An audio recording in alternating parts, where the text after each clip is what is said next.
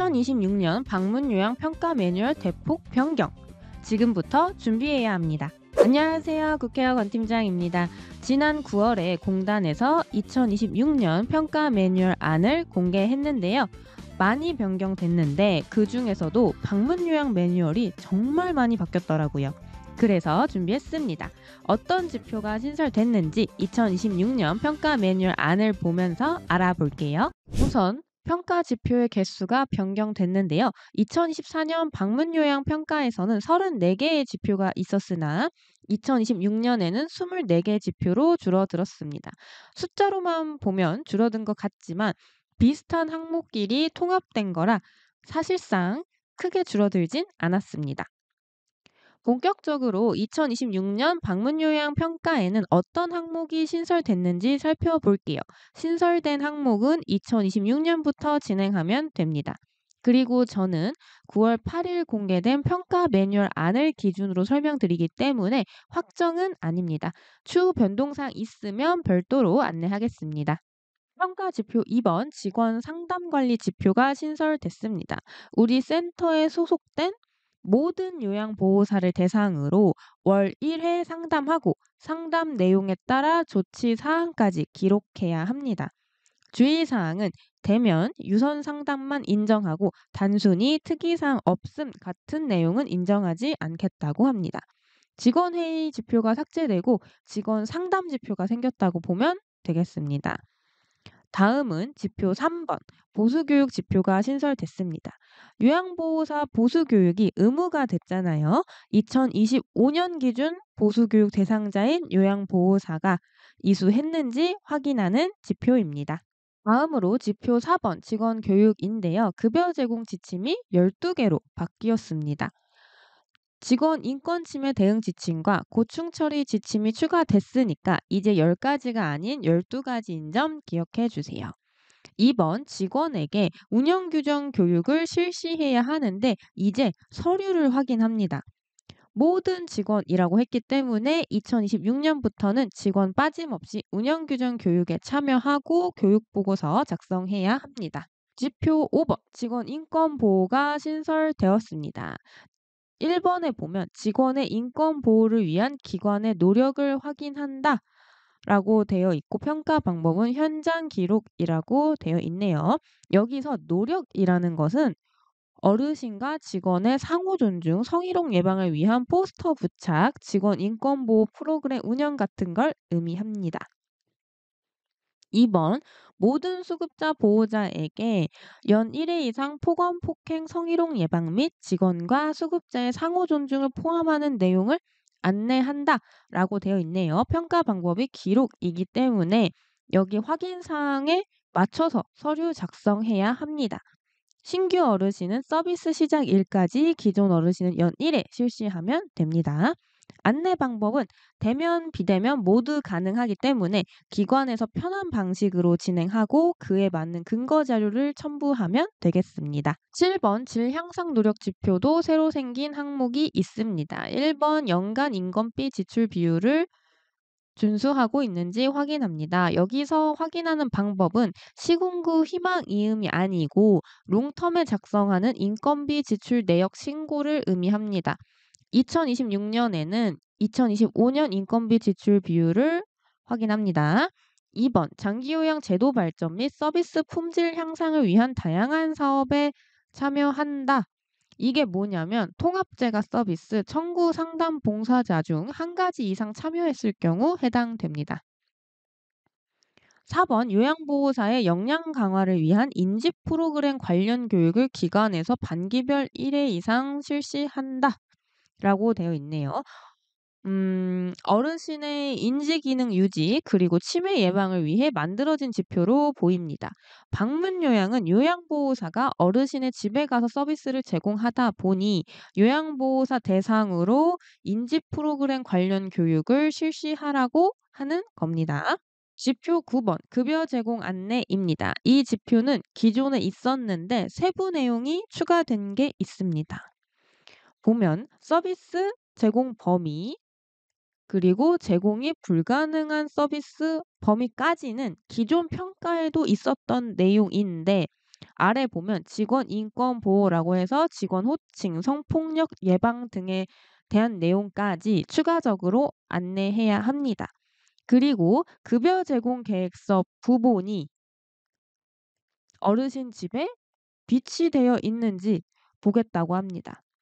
즉 방문 상담할 때 현재 기준의 급여 제공 계획서가 어르신 집에 있는지 확인해 봐야겠죠.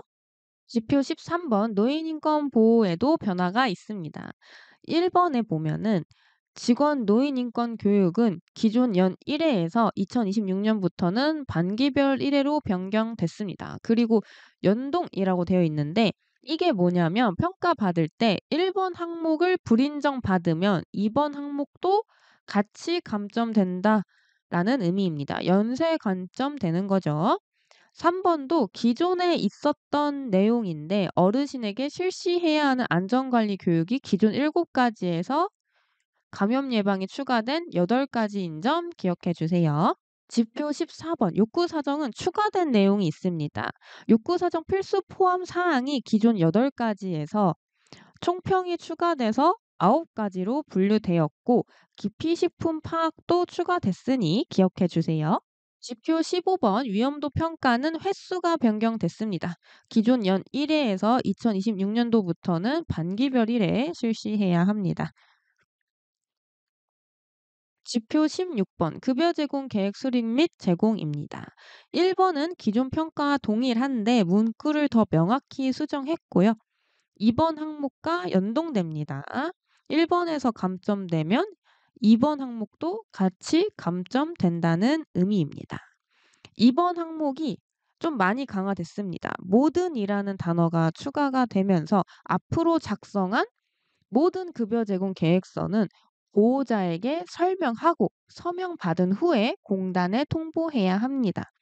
당연한 거 아니야? 라고 생각할 수도 있는데 실제 업무를 하다 보면 보호자가 전자서명을 해주지 않거나 롱텀에 통보를 실수로 빠뜨리는 경우가 덜어 있습니다.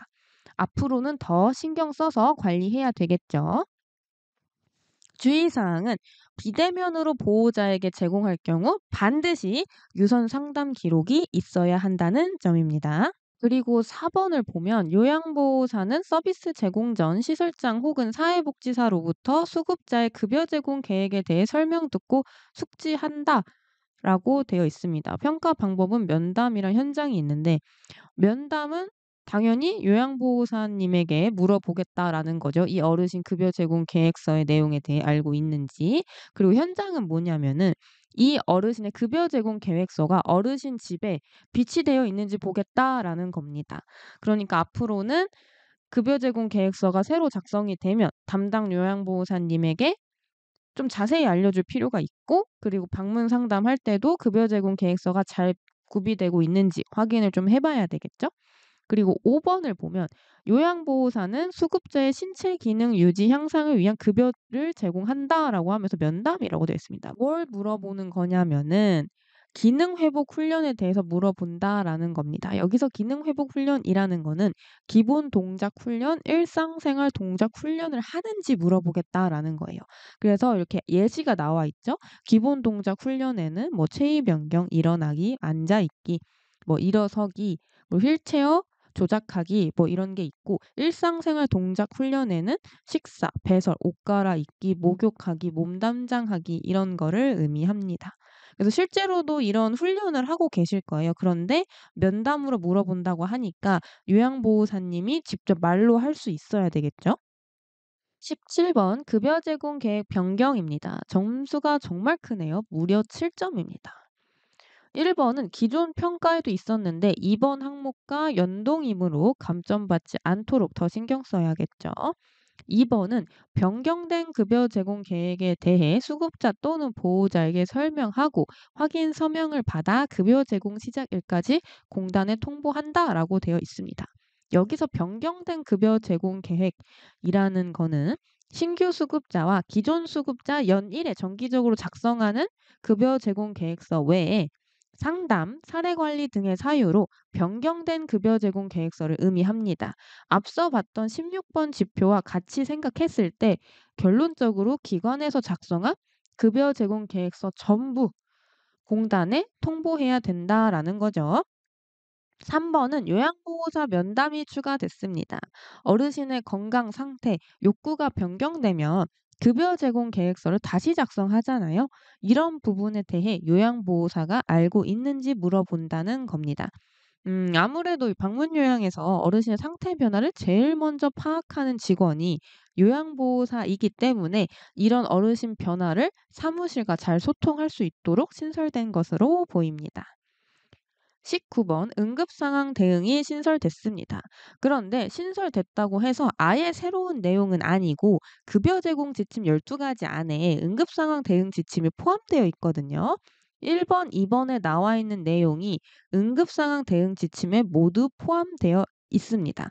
새로 생겼다기보다는 독립된 지표로 빼서 신설됐다고 보면 됩니다. 지표 20번 수급자 낙상 예방입니다. 낙상이 발생하는 요인과 낙상 예방법에 대해 직원에게 질문한다고 합니다. 이 지표도 마찬가지로 급여 제공 지침 중 낙상 예방 및 관리 지침에 포함된 내용으로 개별 지표로 만들어졌을 뿐 새로운 건 아니에요. 다음 지표 21번 수급자 인지 돌봄입니다. 치매 증상, 문제 행동에 대해 알고 있는지 직원에게 질문한다고 합니다. 예를 들면 배회, 폭언, 선망, 기억력 상실 등이 있죠. 어려운 내용은 아닙니다. 지표 22번 사례 관리인데 많이 어려워졌어요. 1번에 보면 횟수가 분기별 1회로 증가했고 회의 내용을 참가 직원별 발언이 모두 있어야 합니다.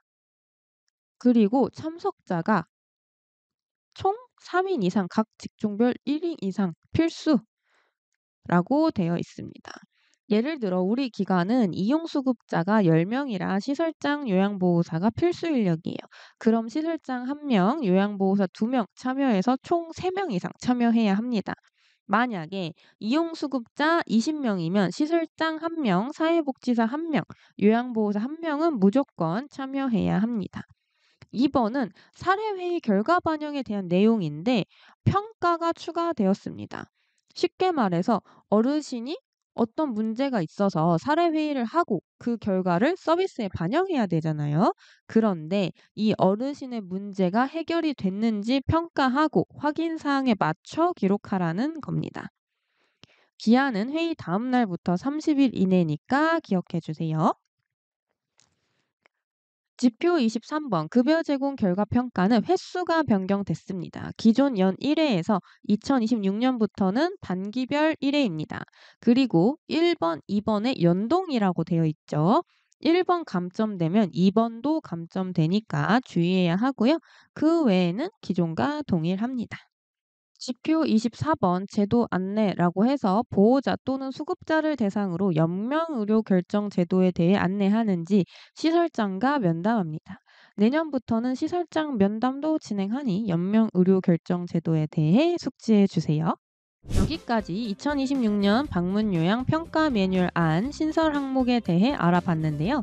오늘은 알아보는 단계라 짧게 설명드렸고 구체적인 내용은 평가 매뉴얼을 확인해 주세요. 추후 발표될 평가 매뉴얼 확정본에서 달라진 점이 있다면 다시 다뤄보겠습니다. 변경된 부분이 많아서 지금부터 숙지를 했다가 2026년부터는 신설된 항목대로 업무를 진행하시기 바랍니다. 궁금한 사항은 댓글 남겨주시고요. 저는 다음 컨텐츠로 돌아오겠습니다. 국회의원 권 팀장이었습니다. 감사합니다.